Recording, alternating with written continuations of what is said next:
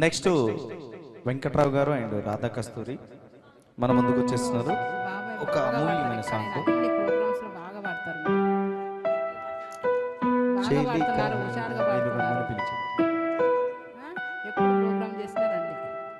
వస్తాం వస్తాం మేము ఇక్కడే త్యాగరాయ చుట్టే ఉంటాము, మీరు ఎప్పుడు పిలిచినా వస్తాము.